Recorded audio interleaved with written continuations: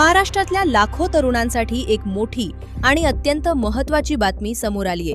आता जिल्हा मध्यवर्ती सहकारी बँकांच्या भरती प्रक्रियेत स्थानिक भूमिपुत्रांना मोठं प्राधान्य दिलं जाणार आहे। फडणवीस सरकारनं घेतलेल्या या निर्णयामुळे आता 70% जागा स्थानिक उमेदवारांसाठी राखीव ठेवण्यात येणार आहेत। म्हणजेच ज्या जिल्ह्यात भरती होईल त्या जिल्ह्यातील तरुणांना नोकरी मिळण्याची संधी सर्वात आधी मिळणार आहे।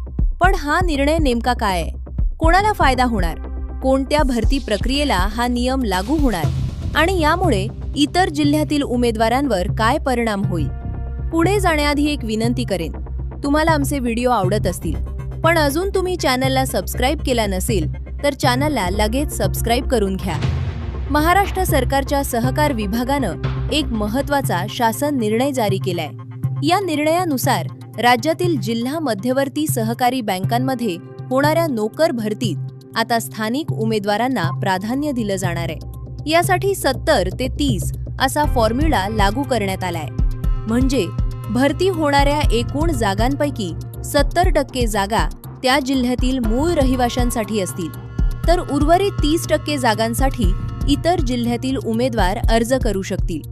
हा नियम राज्यातील सर्व जिल्हा मध्यवर्ती सहकारी बँकांना लागू असणार आहे। सध्या महाराष्ट्रात अशा एकूण 31 जिल्हा मध्यवर्ती सहकारी बँका कार्यरत आहेत। सरकारच्या म्हणण्यानुसार या निर्णयामुळे ग्रामीण भागातील तरुणांना त्यांच्या स्वतःच्या जिल्ह्यात रोजगार मिळण्यास मदत होईल।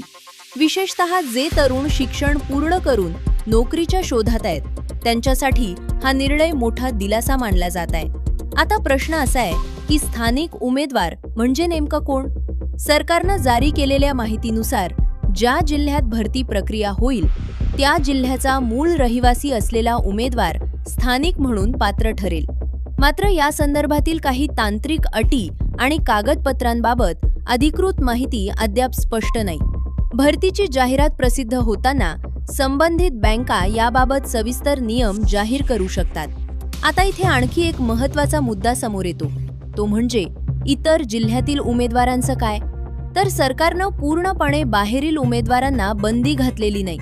30% जागा अजूनही इतर जिल्ह्यातील उमेदवारांसाठी खुल्या राहणार आहेत। म्हणजे जर एखादा उमेदवार शेजारच्या जिल्ह्यातून असेल तर तो अर्ज करू शकतो, पण त्याचा विचार फक्त 30% कोट्यामध्ये केला जाईल। या निर्णयामागे सरकारचा मोठा उद्देश म्हणजे ग्रामीण अर्थव्यवस्था मजबूत करणं असं सांगितलं जात आहे। कारण जिल्हा मध्यवर्ती सहकारी बँका या ग्रामीण अर्थकारणाचा अत्यंत महत्त्वाचा भाग मानल्या जातात। शेतकरी पतसंस्था, विविध कार्यकारी सोसायट्या, तालुका सहकारी संस्था आणि पीक कर्ज व्यवस्था या सगळ्या व्यवस्थेचा संबंध या बँकांशी असतो। ग्रामीण भागात शेतीसाठी कर्ज पुरवठा करण्यामध्ये या बँकांची मोठी भूमिका आहे।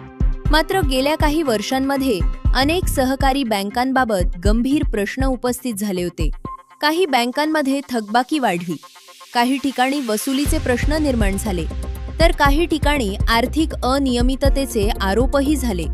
यामुळे अनेक जिल्हा सहकारी बँकांची आर्थिक स्थिती कमकुवत झाल्याचं पाहायला मिळालं। अशा परिस्थितीत स्थानिक तरुणांना संधी देऊन बँकिंग व्यवस्था अधिक मजबूत करण्याचा प्रयत्न सरकार करत असल्याचं बोललं जात आहे।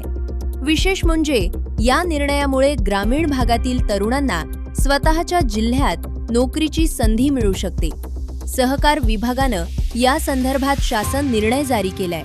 भरती जाहिरात प्रसिद्ध करताना संबंधित बँकांना 70 ते 30च्या नियमाचं पालन करणं बंधनकारक असणार आहे। सरकारकडून असंही सांगितलं जात आहे की जिल्हा सहकारी बँकांना अधिक सक्षम आणि आधुनिक करण्यासाठी हे पाऊल महत्त्वाचं ठरेल। या निर्णयामुळे तुमच्या जिल्ह्यातील तरुणांना खरंच फायदा होईल असं तुम्हाला वाटतं का? की यामुळे इतर उमेदवारांवर परिणाम होईल? तुमचं मत कमेंटमध्ये नक्की सांगा। अशाच महत्त्वाच्या आणि विश्वासार्ह अपडेट्ससाठी आमच्या चॅनेल